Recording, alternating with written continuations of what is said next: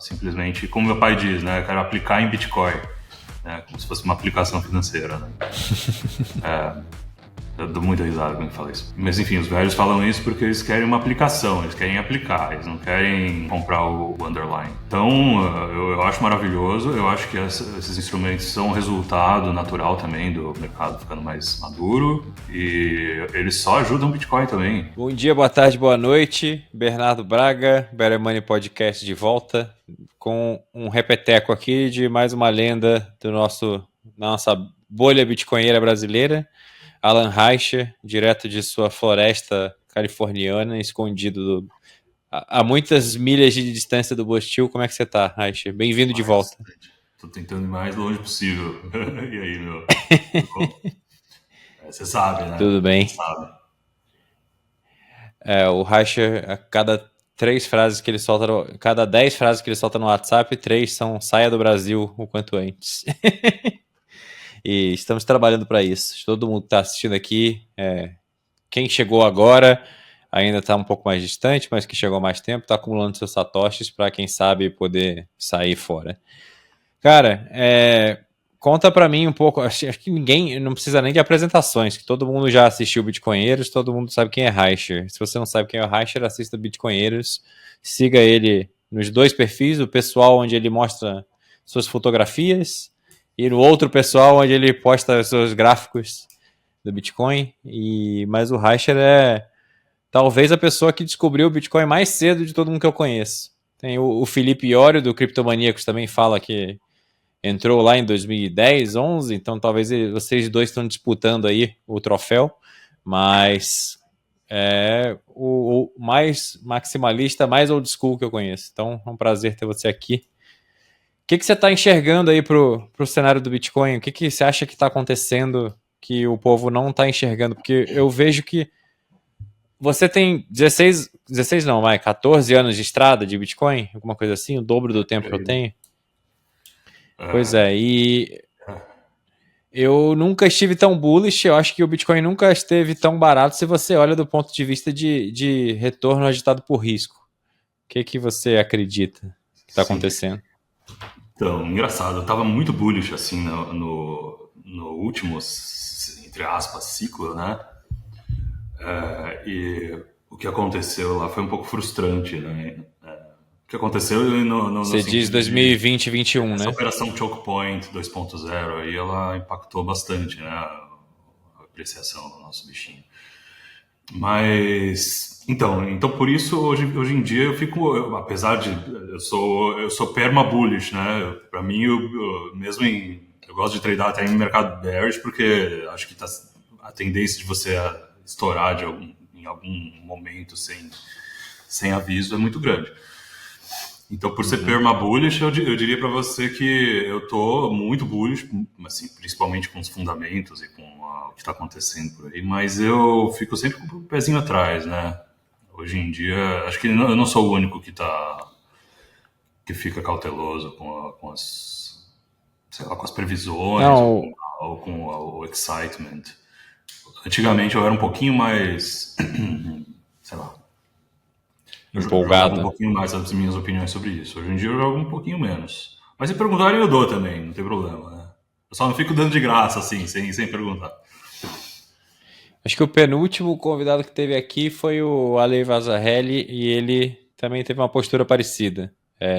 Perma bullish, olhando para tudo que está acontecendo, mas falando, porra, legal, reserva estratégica, 200 mil copycats da MicroStrategy, mas cadê o fluxo? Cadê o dinheiro entrando de fato? Vamos comemorar quando entrar. E eu entendo essa postura mais austera, mas ao mesmo tempo eu não consigo olhar tudo que está acontecendo e falar, porra, não é possível que as pessoas não estejam pulando de empolgação. Sim. Não, 100%. Tô 100% afinado com o que você está falando, mas eu não acho que não está entrando dinheiro. Eu só acho que, como é um pouco ilíquido, é fácil ainda de você manipular algumas entradas. Então, você é um bilionário, você é uma corporação, você consegue encontrar vários gaps durante no book das exchanges e nos books dos OTCs, e você consegue ainda fazer uma arbitragem sem chamar muita atenção. Então, ainda Certo. não. É por isso que o preço ainda não consegue pegar um. Talvez, né? Talvez não consegue pegar uma velocidadezinha um pouquinho maior. Ou então nós estamos num ciclo um pouquinho mais esticado e a gente que está esperando um resultado imediato, sei lá. Eu Você acho ainda que acredita o que os mais ciclos importante se é saber manterão, que ciclos de quando todo 4 mundo quer anos? ganhar dinheiro, é difícil todo mundo ganhar dinheiro. Então, se todo mundo está esperando um outcome específico do preço, normalmente o preço vai dar uma enganada. Desculpa te interromper. Não, claro, concordo. Sim, a maioria está sempre errada. A questão é. Bom, vamos duas perguntas. Primeiro, você acha que a maioria acredita que o bull market nem começou? Pelo que eu vejo ao redor, o consenso parece ser de que esse bull market ficou pela metade, talvez a gente chegue no máximo a 150 mil e etc e tal. Mas isso é menos importante. O que eu queria perguntar para você é: você acredita que os ciclos de 4 anos, como sempre foram, se manterão? Ou você acha que ficou para trás, o Bitcoin passou de fase agora com a adoção institucional? Talvez a gente não veja mais ciclos tão claros de bull bear market que nem eram antes. Então, eu acho que talvez a gente tenha o viés de achar que o ciclo tem 4 anos, porque a gente tem um horizonte pequeno aí a gente tem pouco histórico para analisar, então Uhum. a gente acaba inferindo que são ciclos de 4 anos por causa dos ciclos do halving, né? Mas me parece que não é exatamente, para mim pelo menos, né, na minha análise, não fica exatamente uma coisa coesa em termos de tempo. É mais parece que o Bitcoin segue um ritmo próprio e um pouco menos redondinho do que esses 4 anos que a gente imagina que seja. Mas a gente olha para o passado, a gente consegue pegar os fractais e consegue projetar. Então as pessoas olham esse fractal dos últimos anos, o ciclo de, sei lá, de 2012 até 2014, colocam todos interpolados um em cima do outro, né? E falar, o nosso bull market nem começou ou miou já no meio do caminho. Parecia isso no anterior, né? No ciclo anterior de novembro, em julho de 2021, parecia que o negócio ia perder todo o steam e tentou voltar e foi sabotado no final. Então, Deu como pico fica em muito parecido novembro. com o Então, passado, não sei, fica difícil falar se vai seguir esse ou se vai seguir 2012 para 2013, que estava exatamente desse jeito e de repente ele explodiu para $1.000, eu acho, coisa assim. Enfim, o saberemos em que poucos você meses, eu acho. tem.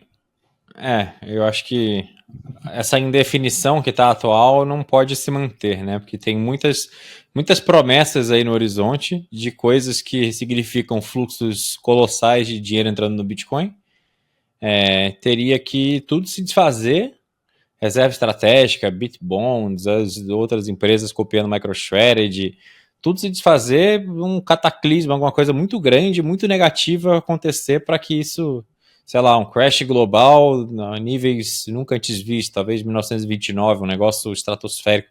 Mas mesmo assim, Mesmo assim. eu não sei, porque parece que o decoupling está chegando finalmente. Essa palavra também é cheia de peso, porque a gente sempre acreditou no decoupling entre o Bitcoin e o S&P, para o Bitcoin finalmente ser entendido pelo mainstream como algo que os maximalistas enxergam, que é risk-off, mas acho que pessoas ainda tratam o Bitcoin como ativo risk-on. E esses primórdios do decoupling tá dando sinais, assim, às vezes.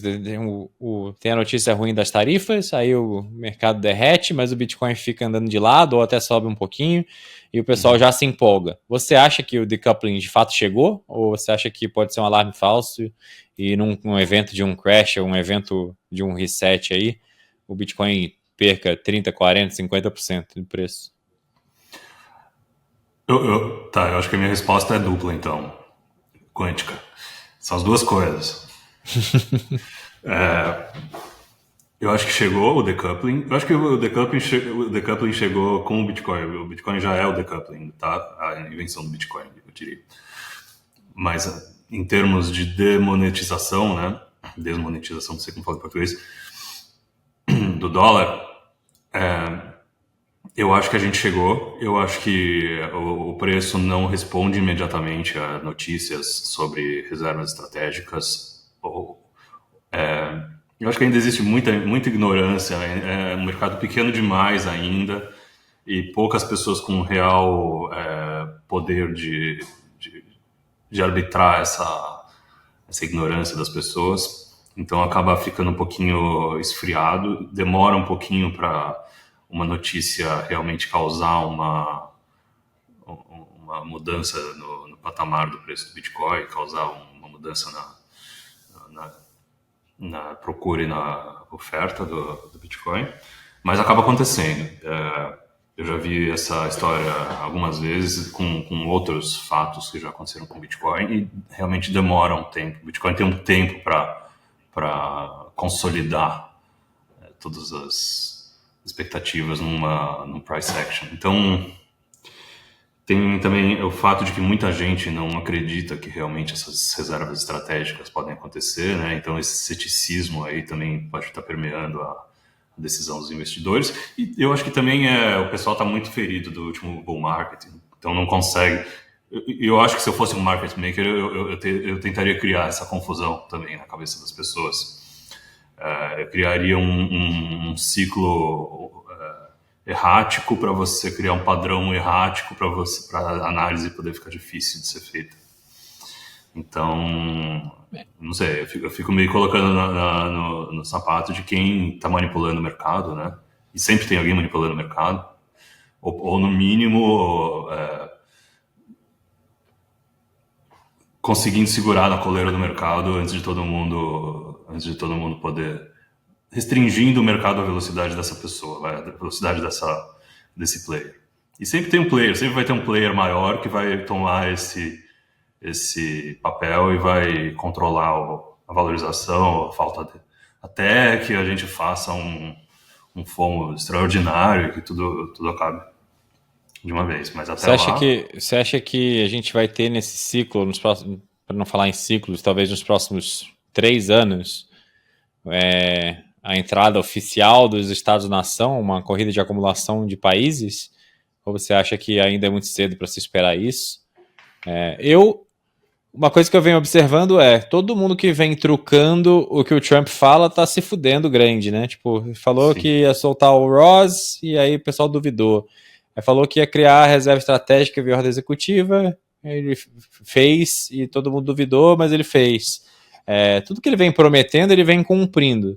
E as pessoas continuam incrivelmente falando, isso aí não vai rolar, não vai dar nada. Até mesmo na nossa bolha aqui tem muito maximalista que tem uma má vontade tão grande com o Estado, e eu entendo completamente, que olha e fala assim, não, isso aqui vem de político, então automaticamente é uma promessa falsa, eu vou duvidar até o final. E historicamente falando, nos últimos meses aí, nos últimos data points, desde que esse governo começou, não é uma boa estratégia você ficar duvidando do que o cara vai fazer. Eu acho que ter cabeça fechada, não usar a cabeça para pensar na realidade, nas estratégias dos países é um problema, né? Tem que sempre manter a cabeça aberta, as coisas podem mudar, pode vir um político que realmente faz e ele faz exatamente para surpreender o pessoal que acha que quando o político fala não vai fazer. Enfim, né? Cada um joga com a sua estratégia. Eu acho que o Trump, por um lado, o Trump sempre fez o que falou, né? Independente se você gosta ou não gosta de político, o Trump fala que vai fazer o muro, faz o muro. Fala que vai fechar o muro, fecha o muro. Fala que vai comprar Bitcoin, ele vai comprar Bitcoin. O mero fato dele ter falado que vai comprar Bitcoin, a incerteza da possibilidade dele comprar Bitcoin ou não, já ativa o mecanismo de defesa da teoria dos jogos do Bitcoin, né? Então, se você é um Estado-nação, que todos os Estados-nação, todos os 195 países são concorrentes, no final das contas. Se você é um deles, você precisa, no mínimo, andar do lado do predador para poder se beneficiar do que pode acontecer. Então, ou você vive numa relação de comensalismo com o predador, ou você vai ser abocanhado pelo outro. Porque o pequeno não tem muito leverage. Então, começou... Eu só tenho um vídeo recentemente, fazendo a leitura de cenário, peguei um vídeo do Mark Moss que ele fala sobre isso, sobre o xadrez 4D, né, das tarifas, que o primeiro nível só seria as tarifas, a guerra comercial em si, mas é uma questão de realinhamento geopolítico. Ele está meio que criando dois eixos aí para afastar e isolar a China e ver quem se alinha com os Estados Unidos. E Exato. parece ser esse o caso mesmo. E dar um reset monetário. E aí eu queria trazer para o Bitcoin como a solução para esse reset monetário. Você acredita que, de fato, o entendimento dentro da Casa Branca me parece ser que finalmente os caras enxergaram que o Bitcoin é a solução para a bola de neve da dívida impagável, através dos Bitbonds ou de qualquer outro veículo que seja, mas eles conseguem literalmente desinflar a dívida e resolver o problema através desse melhor dinheiro que já existiu. Muita gente, eu acho que isso é a simetria principal, as pessoas não entendem isso. Quê? Não. A gente já sabia disso, né? Interessante. Mais ou menos, a gente eu pelo menos até um ano atrás, se me perguntasse, eu ia falar que a dívida era impagável e que tudo ia colapsar. Agora eu vejo uma luz no fim do túnel, talvez não colapse porque eles vão... Só que vai colapsar para... O dinheiro ele não desaparece, ele sempre anda de um meio para outro meio, né? O dinheiro, sim. A energia econômica. Então, o colapso acontece, mas ele tem para onde acontecer. Até você ter para onde acontecer, a bolha seria inflada. Então, agora a gente tem um ralo para onde esse colapso pode colapsar. E o ralo acaba sendo o dinheiro perfeito e processo de monetização. Então, é uma situação única que, enfim, não teria nem como a gente teorizar alguma coisa paralela a isso, uma coisa correlata, porque é uma coisa que só vai acontecer uma vez na história. Você acha que os Bitbonds são inevitáveis? Eu acredito. Acho que eles são resultado do Bitcoin ficando escasso. E também a reserva estratégica, enfim. Tudo que acontece acaba sendo resultado do design original sobrevivendo. E o que você tem a dizer para aquela galera? Tem uns maximalistas mais idealistas que ficam assim reclamando. Antes eles reclamavam que o Bitcoin, que o Estado ia banir, que o Estado ia perseguir, que o Estado ia proibir a autocustódia, isso, aquilo outro. Agora, que parece que a maré mudou, eles reclamam que o Estado está cooptando, porque o capital institucional, o Wall Street está cooptando o Bitcoin, a BlackRock está cooptando o governo dos Estados Unidos e o Bitcoin não será mais o mesmo.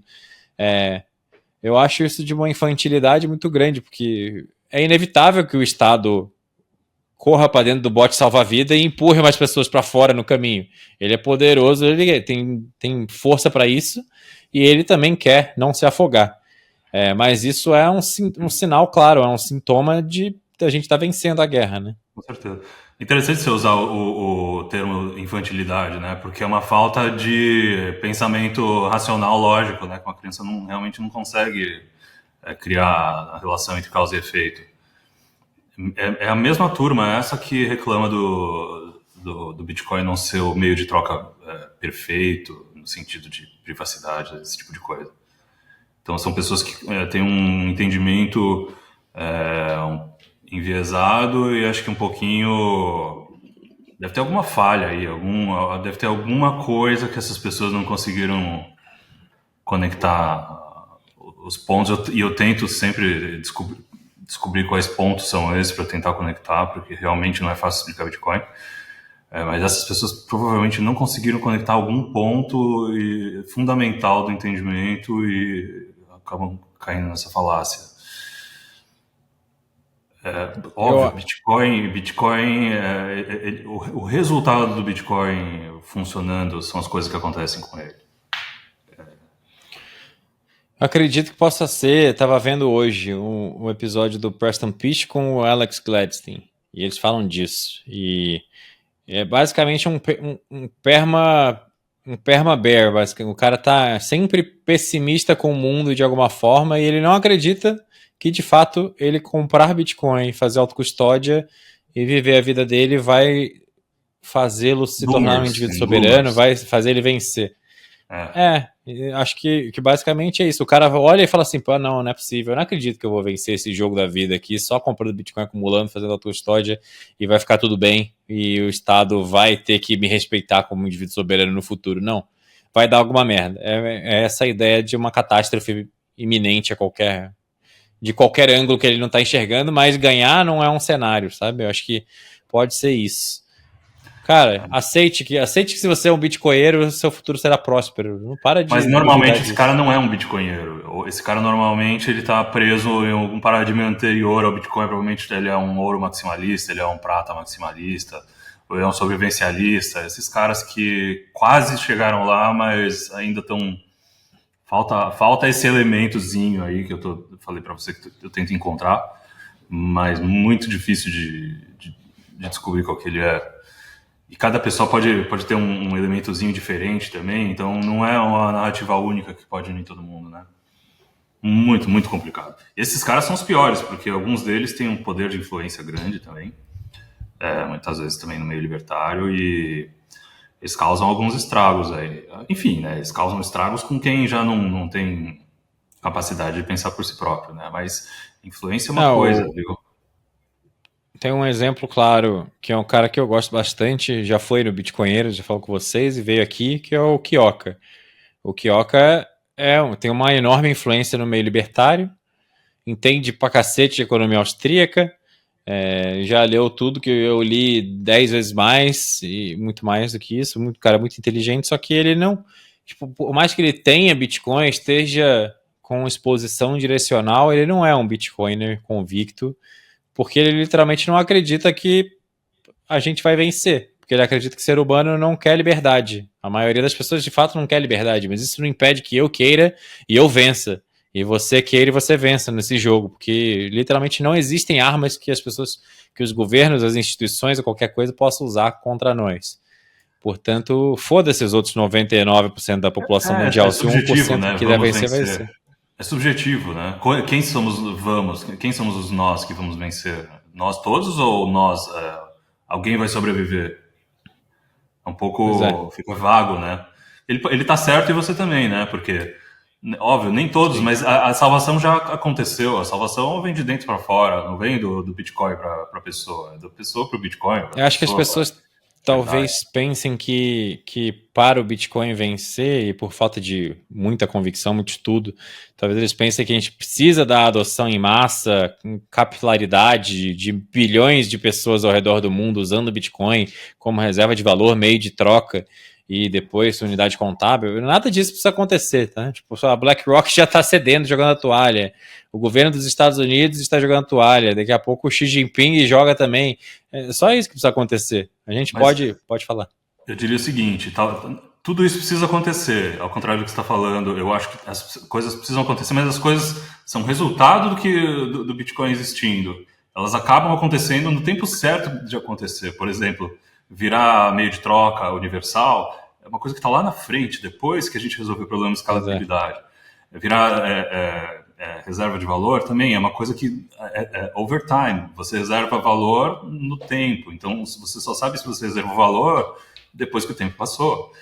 Então, todas essas características não podem preceder o resultado, né? O resultado são as características ficando evidentes. Faz sentido? Faz. Porque muita gente fala, tem que ser reserva de valor, tem que ser meio de troca, tem que ser unidade de conta. Não, essas coisas, reserva de valor, ele se torna depois que ele reservou o valor por um tempo. Ele tem que ser ele é meio de troca. Mas reserva de valor ele já é, né?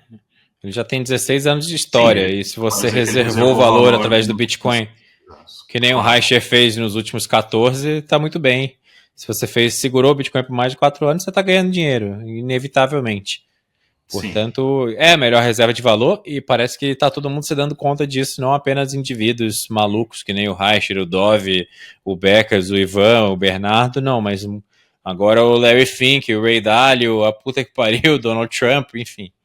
Talvez a gente poderia dizer que ele é uma reserva de previsibilidade. Então, previsibilidade se converte em valor com o passar do tempo.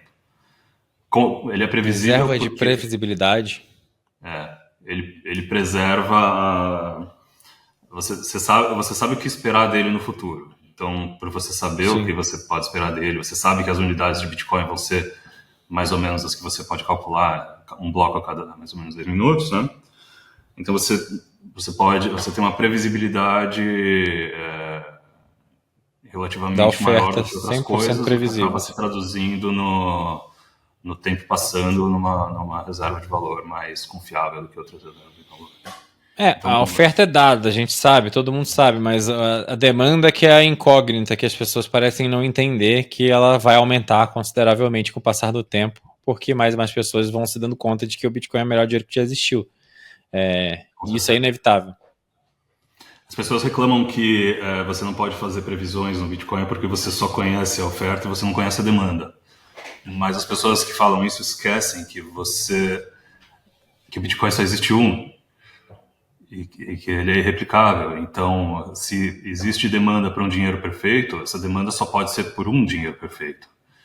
E Sim. se dinheiro é o bem mais desejado na sociedade, é óbvio que a demanda já está contabilizada. As pessoas precisam de dinheiro.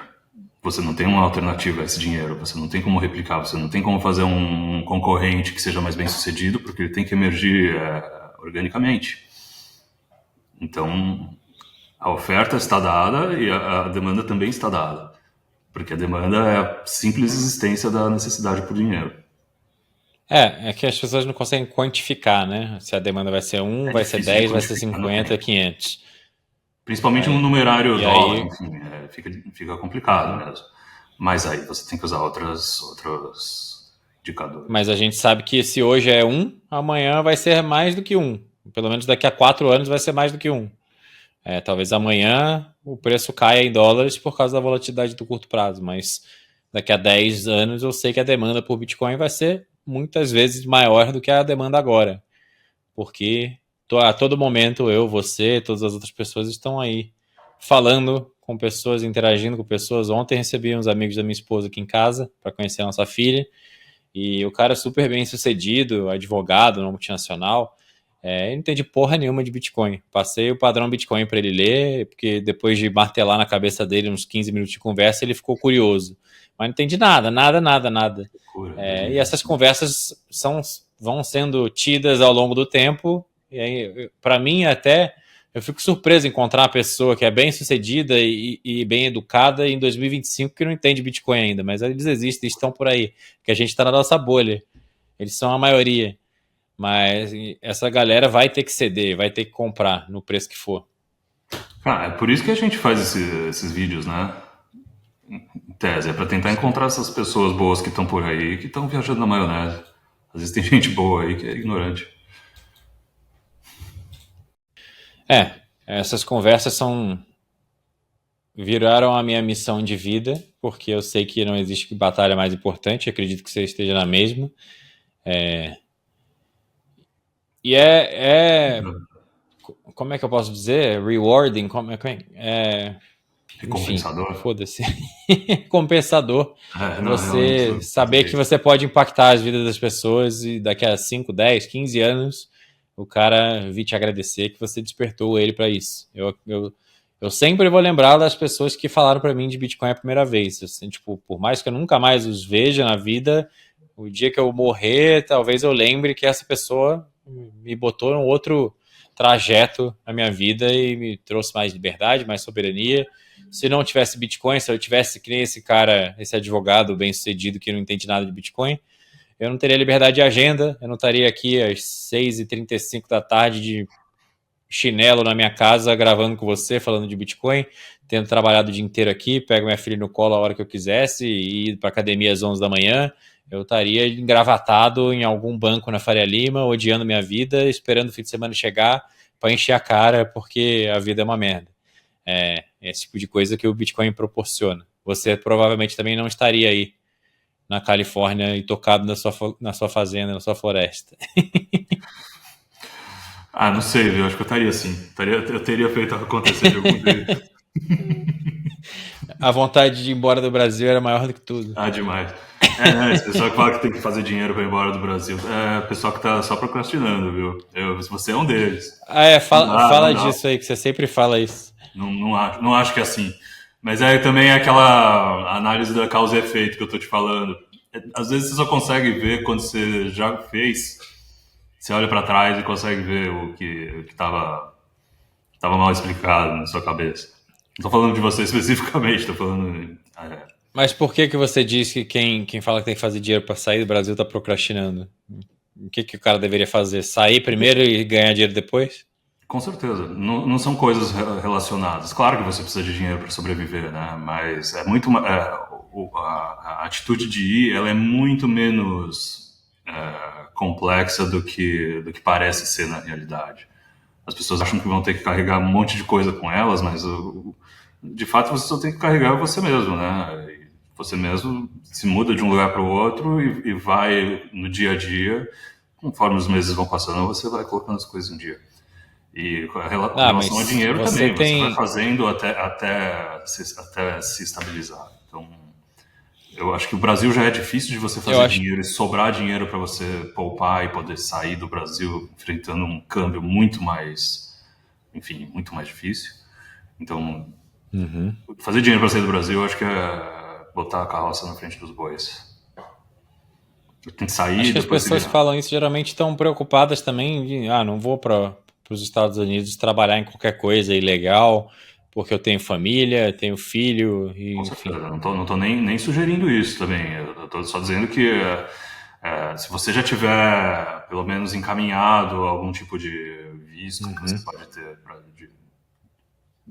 seja de investidor, seja de residente, você consegue botar em prática o plano de sair muito mais facilmente do que esperar ganhar dinheiro. Enfim, a gente nunca sabe as incertezas do que vão acontecer na nossa vida, né? Enquanto a gente está Sim. acumulando, enquanto a gente está vivendo.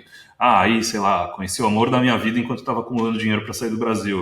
O amor da minha vida tem a família presa no Brasil, não tem como sair do Brasil, enfim, não quer e vou ter que ficar no Brasil. Aí os planos mudam. Enfim, nunca colocar condicionais para você realizar um sonho ou fazer um plano sério que você tem em mente, nunca colocar condicionais que possam dinamitar todo o seu plano, entendeu? Nesse sentido mesmo. Entendi. Dinheiro é um deles, é o mais E, fácil de você usar como desculpa. sem dúvida, as pessoas atrasam muitas coisas nas suas vidas esperando, quando eu estiver ganhando tanto, aí sim eu serei feliz, eu vou, enfim, tomar vergonha na cara, fazer dieta, eu vou terminar com a minha esposa no meu casamento infeliz. Enfim, as pessoas têm todas as desculpas possíveis e geralmente elas usam o dinheiro. Agora eu não tenho dinheiro para passar por um divórcio, tenho dinheiro para mudar para os Estados Unidos, não tenho dinheiro para focar na minha saúde. É uma desculpa bem utilizada, com Às vezes certeza. elas estão esperando um número mágico, né, do Bitcoin, tipo 150 mil. Esses dias eu tive uma conversa com o Doom e perguntei para ele qual é o preço do Bitcoin para você virar vizinho do Reich. Aí ele falou que com $500 mil de Bitcoin não faria mais sentido estar no Brasil. Eu acho que esse preço está muito alto. A gente está em 80 e 94. Dá para sair com 93. Mas enfim, cada um tem o seu número mágico. Pois é. É Cara, que o eu que, não que você estou esperando acredita que. 150 para fazer as coisas que ele quer fazer comigo. Eu acho que quando chegar lá ele vai aumentar esse número. Pode ser também. O que você acredita que pode acontecer com relação a essa nova fase que me parece ser o catalisador desse próximo grande bull market, ou pelo menos desse novo ciclo de adoção em massa do capital institucional, que são os Bitcoin Treasuries, as MicroStrategies B, C, D, E, que estão surgindo por aí mundo afora. Aqui no Brasil, o episódio recente da Melius. Recentemente vazou uma notícia na Live Coins de que estão criando um veículo para acumular Bitcoin, Pure Play, para listar na bolsa. Tipo o 21 Capital, que foi a notícia mais gigantesca que saiu aí recentemente, com a Cantor Fitzgerald, do secretário do Comércio, com o japonês do SoftBank, que dá cheque infinito para as empresas, com o Jack Mollers. São muitos peixes. Com a Tether, que é a empresa mais O Jack Mallers rentável. é o CEO disso, né? Sim. Tá. Você acredita que isso é realmente uma revolução? Você é bullish nesses Bitcoin Treasuries? Você acha que é roubada comprar Bitcoin Treasuries? É melhor só comprar seus Bitcoins e sacar? O que você enxerga sobre tudo isso? Então, o Bitcoin Treasuries, para mim, é aquela oportunidade que quem consegue, digamos assim, a arbitragem que eu estou te falando que algumas instituições ainda conseguem executar num mercado tão ignorante sobre o que está acontecendo. Então, tem muita gente que nem cogita a possibilidade de comprar Bitcoin e manter em cold storage, ou nem consegue entender o que isso significa. Enxerga esse tipo de instrumento financeiro como alguma coisa, enfim, correlata e que ela possa simplesmente, como meu pai diz, né, eu quero aplicar em Bitcoin, né, como se fosse uma aplicação financeira, né. Eu dou muita risada quando fala isso. Mas enfim, os velhos falam isso porque eles querem uma aplicação, eles querem aplicar, eles não querem comprar o underlying. Então, eu acho maravilhoso, eu acho que esses instrumentos são resultado natural também do mercado ficando mais maduro e eles só ajudam o Bitcoin também. Não acredito nesse negócio de Bitcoin, paper Bitcoin, não. Eu acho que o Bitcoin, por ser claramente, facilmente verificável, ele não permite esse tipo de fraude por muito tempo e eu acho que não cabe hoje em dia mais esse tipo de fraude em grande escala. Mas você acha então que quem está comprando MicroStrategy ou ações do veículo da 21 Capital que vai surgir aí, ou da Melius, até no médio prazo vai se arrepender? Eu já tive esse debate aqui com o Vitor Stabile versus o Cotangorilla. O Stabile era anti-MicroStrategy e o Cotangorilla era pró. E o argumento do Stabile era forte, que é o seguinte: você compra ações da MicroStrategy hoje, se você comprar 100 mil reais de ações da MicroStrategy, você vai comprar o equivalente a 40% do que você compraria de Bitcoin, se você comprar Bitcoin de fato, diretamente. Então, para o Michael Saylor alcançar, por causa do MNAV, do prêmio sobre como se fosse um PE ratio, né? Tipo, você está pagando um prêmio ali naquele negócio que, naquele momento, você está pagando, tendo exposição direcional a basicamente 40% do tamanho do stack que você teria comprando direto. E o Stabile fala, acho muito improvável que, dado a quantidade de Bitcoin colossal que a MicroStrategy já tem, ele consiga mais do que dobrar isso nos próximos meses. Então eu acho que é um trade ruim, do ponto de vista do indivíduo tomando a decisão se compra MicroStrategy ou Bitcoin. Portanto, o único cenário em que a MicroStrategy vai outperformar o Bitcoin no spot seria no hype, na ignorância do público, da massa, e portanto hypar o negócio subir, o efeito meme coin. E aí ele não investe em meme coins e portanto ele compra os bitcoins dele e não acredita nesse negócio. Agora, o argumento do outro lado, com o Tangorilla, que eu já fui pego pela euforia em alguns momentos também, é o seguinte: existem diversos pools, existem 900 trilhões de dólares de riqueza ao redor do mundo em diferentes classes de ativos inferiores ao Bitcoin, em dinheiros piores do que o Bitcoin, seja imóvel, seja bonds, enfim. E esses caras estão sendo os pioneiros em arbitrar essa parada. Então eles estão literalmente criando veículos que criam pontes ou canos que drenam a energia monetária que está lá estocada nesses lugares, que por causa de barreiras de compliance, etc., não pode vir para o Bitcoin.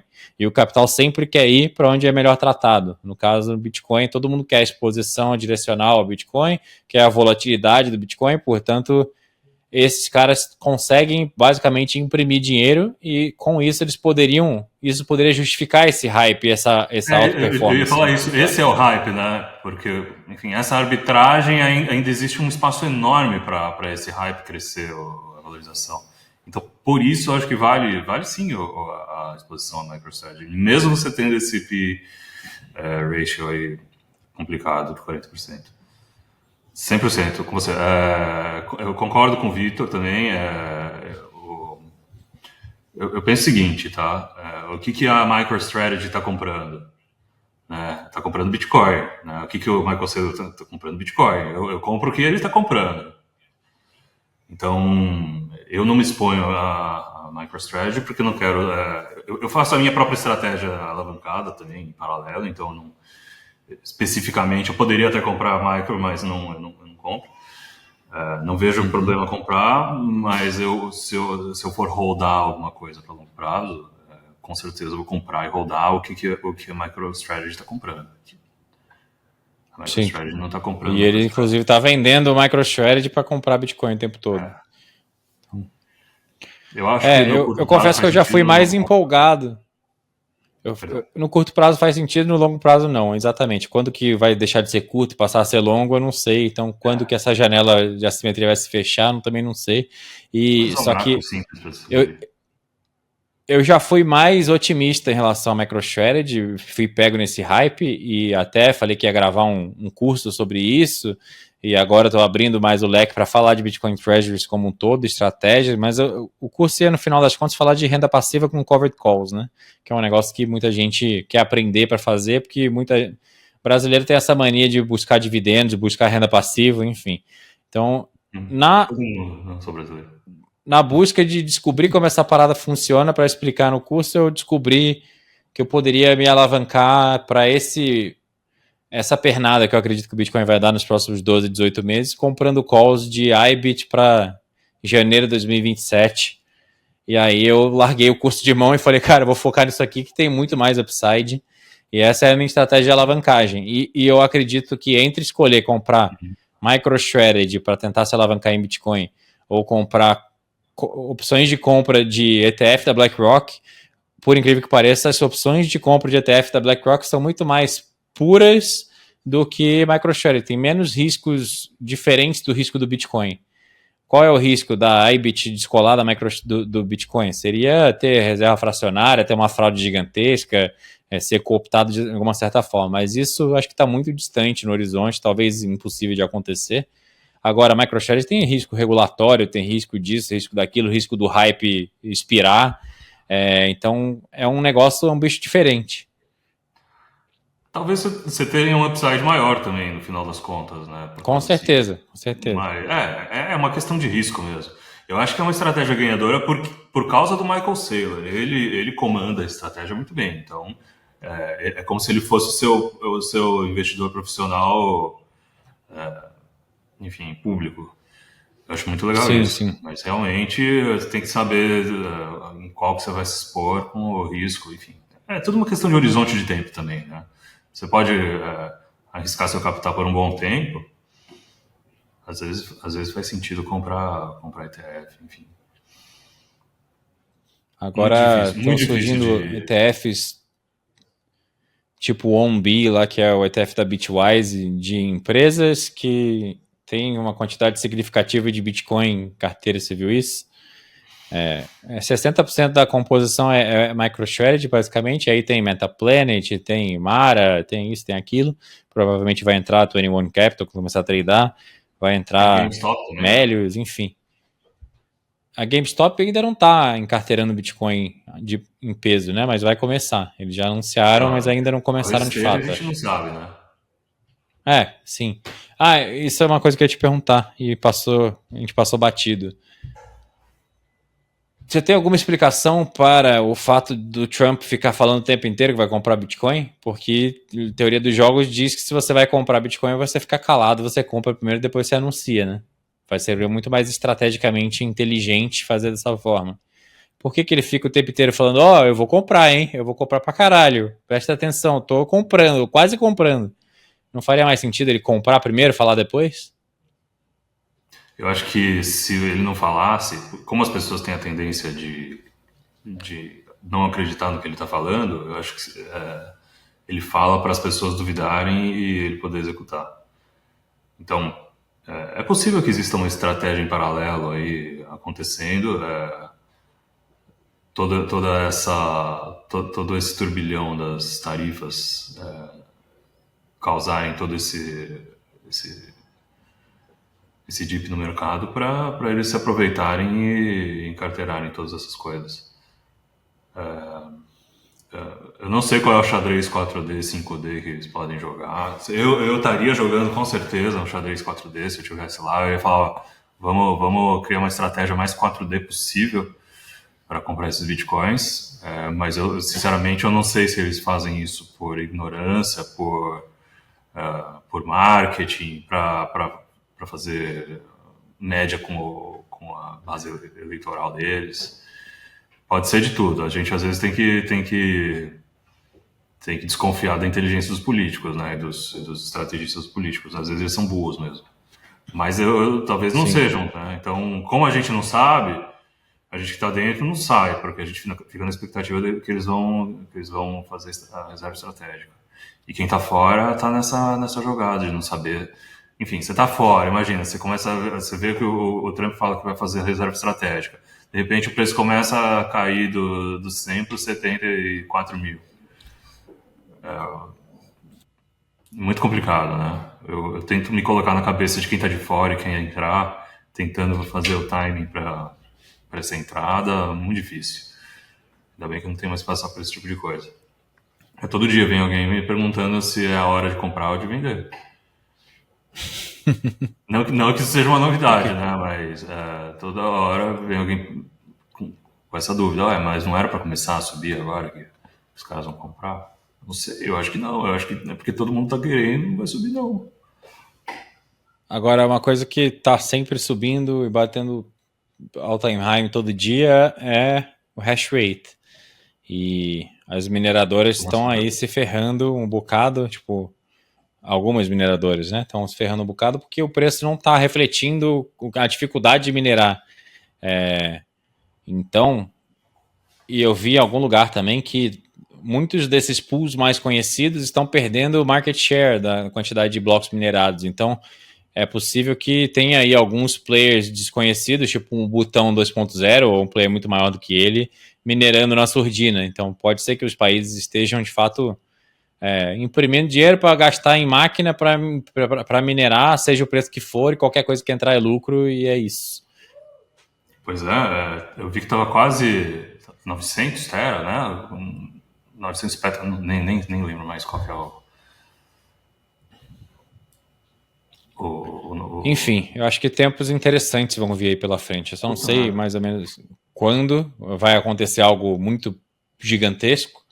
Os seus gráficos estão sempre aí apontando as agulhadas, o que pode acontecer, mas confesso que é mais para... Acho que você tem uma visão mais curto, médio prazo, para se posicionar e pegar as altas e baixas ali do preço de acordo, mas eu acredito que talvez daqui a 12 meses a gente vai sentar aqui para gravar um novo episódio e a gente vai estar num novo mundo, onde o Xi Jinping e o Trump estão brigando para ver quem acumula mais centenas de milhares de bitcoins. Daqui a um ano, abril de 2026. Ou a gente vai estar na hiperbitcoinização, ou já vamos ter feito o fundo do bear market. Nessa altura, daqui a um quais as ano. probabilidades que se atribui para esses dois cenários? Eu acho que eu tendo mais a ir com a teoria do bear market. Eu acho que a gente precisa de uma euforia ainda no preço, a gente precisa de um cruzamento no price cycle para fazer um topo bem eufórico. E o que acontece é que normalmente o fundo ele é estabelecido em menos de um ano depois do topo. Em todas as vezes que a gente fez topo, em menos de um ano depois o fundo já apareceu e o próximo bull já começou. Só que demora para você entender que, enfim, né, até você olhar para trás e ver que esse fundo não aconteceu de novo, você precisa de mais uns 2 anos. Então, normalmente, digamos, se a gente tiver um topo em julho agora e depois um fundo em julho do ano que vem, julho do ano que vem já começou o bull market novo e o pessoal ainda nem se ligou. Então, normalmente é assim que se dá a dinâmica. Eu acho que a dinâmica vai se repetir porque é psicologia humana ainda, né, que dita essa especulação. As pessoas são mais ou menos previsíveis ainda, né? Ainda um pouco líquido. Você acredita que daqui a 12 meses, então, é possível, mais provável do que não, que a gente esteja num fundo de bear market, um bear market curtinho, mais baixo do que agora? Eu acho muito improvável, dado tudo que... leitura de cenário macro e tudo que está se mostrando no horizonte. Lembrando que os caras montaram uma equipe lá para anunciar o que quer que seja que eles vão anunciar de compra de Bitcoin, e esse ainda não foi anunciado. Eles estão desenhando sei lá quantas mãos dentro da Casa Branca, uma sala fechada. E eu olho ao redor e o entendimento da maioria da população e das pessoas ao redor. Eu sei que isso não quer dizer nada, que as pessoas estão sempre erradas, mas ninguém, por mais letrado que seja em finanças ou que acompanha os mercados, está prestando atenção nessa parada. Só a galera dentro da bolha do Bitcoin, os maximalistas estão prestando atenção de fato nesses movimentos que vêm de Washington e o que pode vir de consequência a isso em relação dos outros países. Não sei, eu acho... Eu não consigo enxergar o que você está enxergando, talvez daqui a 12 meses. Eu estou falando que pode acontecer, mas talvez você esteja certo e agora é a hora da... This time is different. Pode ser um minuto... Vai acontecer.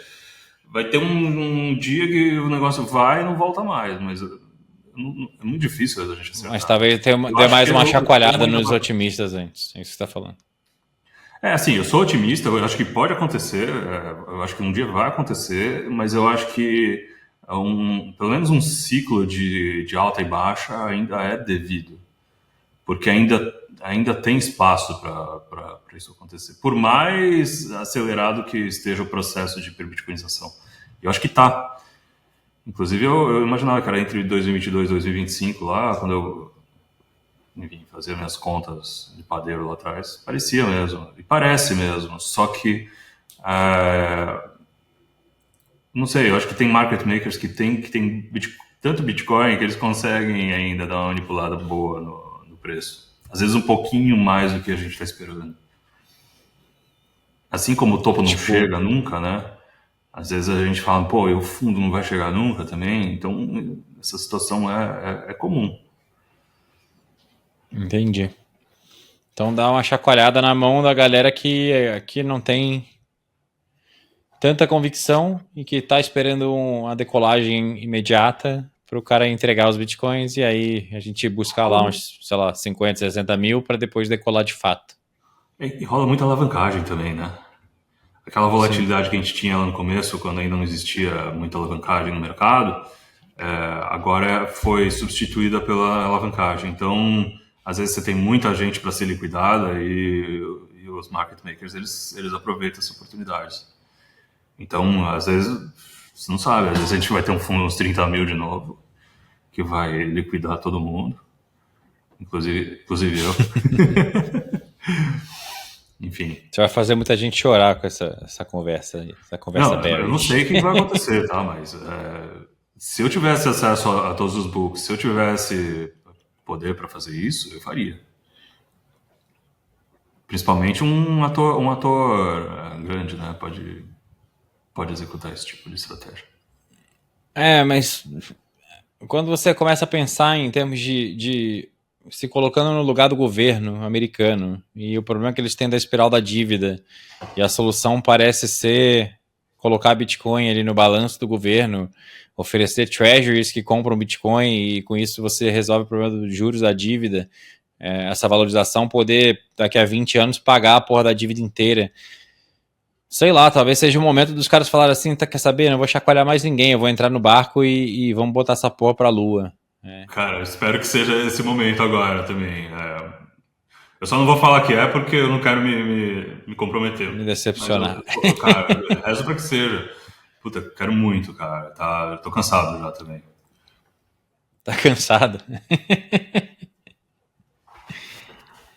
Reicher, bom, acho que falamos bastante de cenário macro, de price action, de estimativas e previsões. Palavras finais aí, considerações finais, o que você gostaria de deixar de mensagem para o público? Fora não se alavanquem estupidamente para ser liquidado quando o Larry Fink te chacoalhar. Eu diria o seguinte, esse negócio de não use alavancagem também não é assim, né? Usem alavancagem dentro do limite do que você acha que o mercado consegue absorver sem te liquidar, e isso não porque você... telespectador se considera mais inteligente ou menos do que os outros, mas sim porque existe ainda um espaço existe uma arbitragem possível ainda, existe pouca gente que entende que mercado que está. Existe pouca gente que sabe que o Bitcoin vai subir para sempre, então usem essa informação a seu favor, não deixem de usar essa informação, porque senão alguém vai usar essa informação. Mas de resto, só te agradeço pelo convite, estou à disposição para conversar sobre qualquer assunto, Bitcoin ou não. O meu recado é comprem Bitcoin, cara, porque eu sempre falo isso, esses dias de Bitcoin explodindo, que a gente nunca sabe o preço que ele vai bater. Puta, cara, eu me arrependo muito de não ter feito algumas entradas nesses momentos. Fiquei hesitando muitas vezes, já perdi várias oportunidades por ficar de fora. Então, o custo de ficar de fora, dito por alguém que já se ferrou bastante nessa brincadeira, eu digo, é alto demais. Não fiquem de fora, e tentem entender o que falta, tentem preencher o que falta no conhecimento sobre Bitcoin que vocês têm, que acho que é o investimento de tempo e de dinheiro que vocês podem fazer que mais vai render frutos. Então, com certeza. Busquem conhecimento, é o que eu tenho para deixar. Obrigado, ET Bilu. Não, eu concordo 100%. Eu acho que se for se alavancar, se alavanque com estratégia, com inteligência. Não sai comprando 10 vezes na Binance, na BitMEX, onde quer que seja, na corretora, e não tendo dinheiro para injetar liquidez, injetar margem, se você for chamado, porque você vai se fuder. Você vira presa fácil dos grandes institucionais aí que podem chacoalhar o mercado a qualquer momento, porque eles veem que o nível de alavancagem está aumentando. Exatamente por isso que eu uso as opções. Eu acho que é uma estratégia muito mais inteligente do que simplesmente sair comprando 2, 5, 10 vezes direcional ali, e aí o curto prazo pode me pegar desprevenido e me machucar e me liquidar. Já aconteceu muitas vezes comigo, já cometi esse erro algumas vezes na história e não quero repeti-los. Então, com as opções, pelo menos eu sei que o máximo que eu vou perder é aquilo ali, com alavancagem tradicional também, mas o máximo que eu vou perder aquilo ali é um risco controlado, e se o preço cair para 16 mil amanhã, mas no vencimento ele tiver em 500 mil, eu continuo ganhando igual. Agora, no outro, não. Se o preço for para 16 mil, eu tomei wrecked, fui liquidado, e aí eu vou ter que assistir o preço ir lá para os 500 mil chorando com dor. Então, acho que isso é um pouco mais inteligente. Agora, se você não gosta desse papo de alavancar, de trade, de nada, só compra os seus bitcoins, faz autocustódia, segura por longo prazo, seja feliz, vai ganhar mais dinheiro para poder meter o pé do Brasil e viver, e sei lá, vizinho do Reicher em algum momento no futuro. Vai performar melhor que 99,9% do mercado, com certeza. Só de rodar. Sem dúvida. Com certeza. Cara, obrigado pela presença. Foi um prazer ter você aqui mais uma vez. E vamos ver, daqui a 12 meses a gente grava mais um aí para ver quem estava certo. Fechou. Até lá. Até o futuro. Valeu. Abraço. Abraço, pessoal. Até a próxima.